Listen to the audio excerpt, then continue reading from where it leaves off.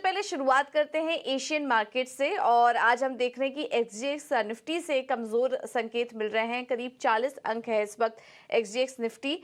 और दूसरे एशियाई बाजारों में क्योंकि आज हांगकांग, चीन और ताइवान के बाजार बंद होंगे तो वहां से कोई संकेत नहीं मिलेगा। आज ड्रैगन बोट फेस्टिवल वहां पे सेलिब्रेट किया जाता है, जिसके चलते ये तीनों मार्केट बंद रहेंगे।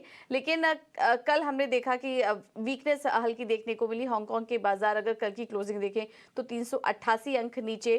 कोरिया के बाजार हरे निशान में इस वक्त देखने को मिल रहे हैं। जापान के बाजार भी लाल निशान में है और एक्सजीएक्स निफ्टी करीब 40 अंक नीचे दिखाई दे रहा है। तो यहाँ पर कमजोर संकेत मिल रहे हैं एशियन मार्केट से, और ग्लोबल मार्केट से भी जो संकेत हैं वो कमजोर हैं। कल हमने देखा कि यूएस के बाजार में लगातार तीसरे दिन गिरावट हावी थी और कल भी ऊपरी स्तरों से अगर देखेंगे तो डाउ जोन्स में करीब 150 अंकों की गिरावट देखने को मिली है। नैस्डैक, एस&पी 500 तीनों में ही वीकनेस थी और इसकी वजह ये थी कल फेड चेयरमैन के जो टेस्टिमोनी थी उस पर हमारी नज़र टिकी हुई थी, दुनिया भर के बाजारों की नज़र टिकी हुई थी और वहाँ से जो कमेंट्स आए हैं उन्होंने क्लियरली ये संकेत दिया है कि ब्याज दरों में बढ़त जारी रहेगी। हाँ, ये एफओएमसी के जितने मेंबर्स हैं वो साल के अंत तक ब्याज दरें बढ़ाने के पक्ष में हैं, लेकिन जब तक 2% के आसपास महंगाई दर कंट्रोल में नहीं आ जाती, उस लक्ष्य के करीब नहीं आ जाती है, दरों में बढ़त जारी रहेगी। और स्थिति को देखते हुए, अनुकूल समय देखते हुए वो बीच बीच में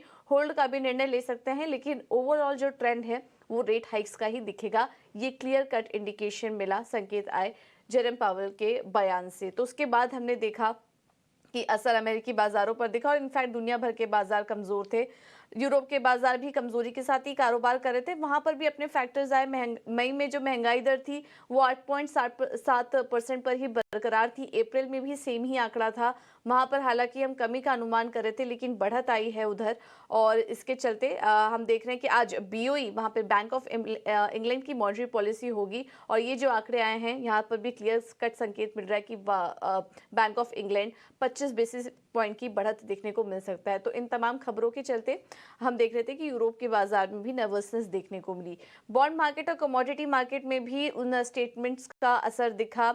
बॉन्ड यील्ड्स में हल्की बढ़त आई है, डॉलर इंडेक्स में कमजोरी दिखी और डॉलर में जो गिरावट आई उससे कच्चे तेल और सोने को सपोर्ट मिला।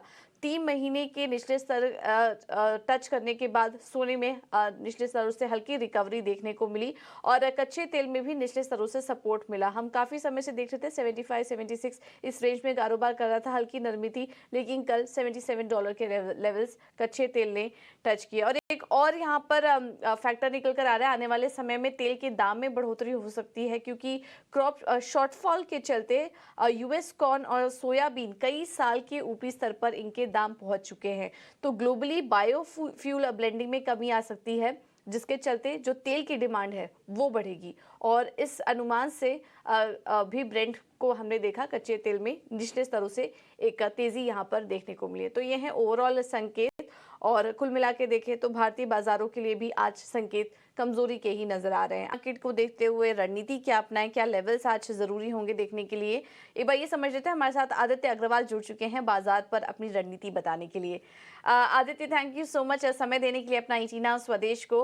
वैसे तो हम रिकॉर्ड लेवल्स की तरफ बढ़ रहे हैं, लेकिन अब इस बीच जो संकेत आ रहे हैं दुनिया भर के बाजारों से वो काफी कमजोरी के हैं, ठीक संकेत नहीं आ रहे हैं।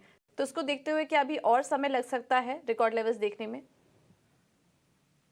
तो बुलाने के लिए शुक्रिया। जैसा कि मैं डिम्पी को भी सुन रहा था, अभी रिकॉर्ड लेवल महज एक औपचारिकता रह गई है पूजा, क्योंकि मार्केट ऑलमोस्ट एक न्यू ऑल टाइम हाई पे टेस्ट कर चुका है। कल सेंसेक्स ने बना दिया, निफ्टी शायद बना दे 1 से 2 ट्रेडिंग सेशन पे, बट मैं बहुत ज्यादा गंगो नहीं रहूंगा अगर मार्केट नया ऑल टाइम हाई भी बना देता है तो। मार्केट एक बार 18,900 18,950 के आसपास जाके एक रेजिस्टेंस वहां पे जरूर है मार्केट पे। मेरा मानना है ऊपर में एक बार 19,000 का जो लेवल है वो इतनी आसानी से नहीं निकालेगा मार्केट। अगर बैंक निफ्टी की बात करें तो बैंक निफ्टी एक बहुत ही नैरो रेंज में ट्रेड कर रहा है। नीचे 43,500 का सपोर्ट है, ऊपर 44,200 44,100 का रेजिस्टेंस है। तो इस बीच में बैंक निफ्टी भी ट्रेड कर रहा है और निफ्टी जैसा कि मैंने कहा 18,950 19,000 के आसपास एक रेजिस्टेंस अच्छा खासा वहां पे देखने मिलेगा। उस बीच में वॉलेटिलिटी रहेगी और स्टॉक स्पेसिफिक मूवमेंट हमें भरपूर देखने मिलेगा। आईटी सेक्टर हो सकता है कि आउट परफॉर्म करे यहाँ से, और पीएसयू बैंक्स में कल से एक अच्छी बाइंग देखने मिली है, तो वो एक ऐसा सेक्टर रहेगा जिस पे नजर गड़ा के रखनी चाहिए ट्रेडर्स को। बिल्कुल, तो इंडेक्स के बजाय आप आईटी स्टॉक्स पर नज़र रखिए और सरकारी बैंकों पर नज़र रखिए, यहाँ पर तेज़ी बन सकती है। इसके अलावा आदित्य, स्टॉक स्पेसिफिक रणनीति क्या होगी फिर आपकी तरफ से? तो पहला स्टॉक मेरी तरफ से पीएनबी का रहेगा। बहुत ही एक अच्छे कंसोलिडेशन के बाद कल एक हमने अच्छा मूव देखा था पीएनबी में। करंट लेवल्स पे खरीदारी की सलाह रहेगी, ब्रेकआउट आया है, अच्छे वॉल्यूम्स है यहाँ पे। 56 का टारगेट रहेगा, नीचे 51 का स्टॉप लॉस लगा है। दूसरा स्टॉक है अपना सिटी गैस डिस्ट्रीब्यूशन स्टॉक्स, काफी एक अच्छे मोमेंटम में ट्रेड कर रहे हैं। आईजीएल की अगर हम बात करें तो स्टॉक ने रिसेंट एक करेक्शन किया, और वो करेक्शन एग्जैक्टली प्रीवियस हाइज के आसपास आके रुका पूजा। तो ये बहुत ही एक स्ट्रॉन्ग सिग्नल है, और वहाँ से स्टॉक में हमने रिवर्सल भी देखा है कल के ट्रेडिंग सेशन में। वॉल्यूम्स अगेन अच्छे थे यहाँ पे, और इंडिकेटर्स भी बुलिश सजेस्ट कर रहे हैं स्टॉक में। तो खरीदारी करें, करंट लेवल्स पे 500 का टारगेट लगा है, नीचे स्टॉप लॉस लगा है 470 का।